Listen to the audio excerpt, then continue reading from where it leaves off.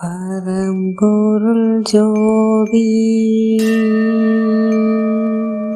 பரம்பொருள் ஜோதி பரம்பொருள் ஜோதி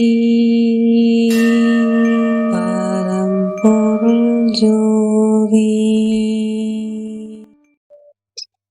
இறைவன் மீது அன்புடையவருக்கு வணக்கம். எனது பெயர் சிங்கை மீனாட்சி, விழுப்புரத்திலிருந்து உரையாடுகின்றேன்.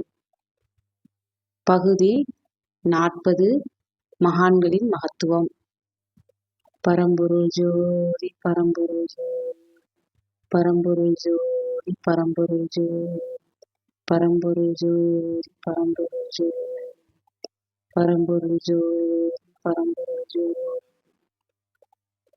அதாவது மகான்களை பற்றி நினைப்பதற்கும் மகான்களை பற்றி உரையாடுவதற்கும் அரும் பாக்கியம் செய்திருக்க வேண்டும்.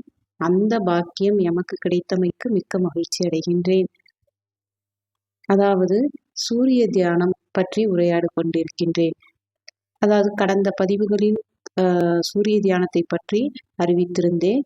அந்த பதிவுகளில் சில விஷயங்கள் முக்கியமானதை வெளியிட இருக்கின்றேன்.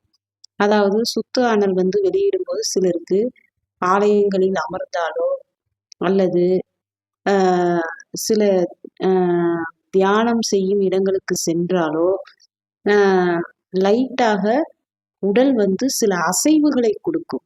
அது சுத்த அனல் கொஞ்சம் ஒரு 30% 40% நல்ல தன்மையில் இருக்கிறது என்பதற்கான அறிகுறியாகும். ஆனால் அது முழுமை அல்ல. அது உடல் அசைவு தன்மையை கொடுக்கும். முதலில் என்ன பண்ணும் என்றால் முன்னும் பின்னுமாக ஆட ஆரம்பிக்கும்.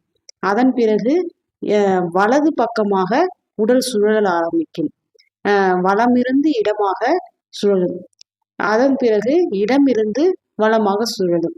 இது ஒரு 2 வருஷம் இப்படி கொஞ்சம் கொஞ்சமா கூடி இது ஒரு நிலைக்கு இடமிருந்து வலமாக சில நேரங்களில் இருப்பது இயல்பு. ஆனால் அது முழுமை அல்ல என்பதை அறிந்து கொள்ள வேண்டும். இது எல்லா நேரங்களிலும் அவர்களுக்கு ஏற்படுறதுக்கு வாய்ப்பு கிடையாது.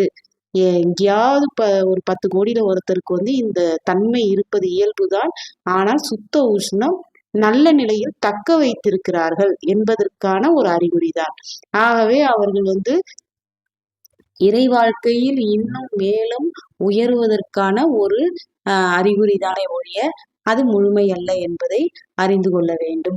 அதற்கு இன்னும் 35,000 ஆண்டுகள் ஆகலாம், அல்லது 1,00,000 ஆண்டுகள் கூட ஆகலாம். அது முழுமை அடைவதற்கு ஒரு பிறவியில் அது உருவாகி இருக்கும் ஆரம்ப படிநிலைதான். அது 1ஆம் வகுப்பு அது அப்படின்னு தான் எடுத்துக்கொள்ள வேண்டும்.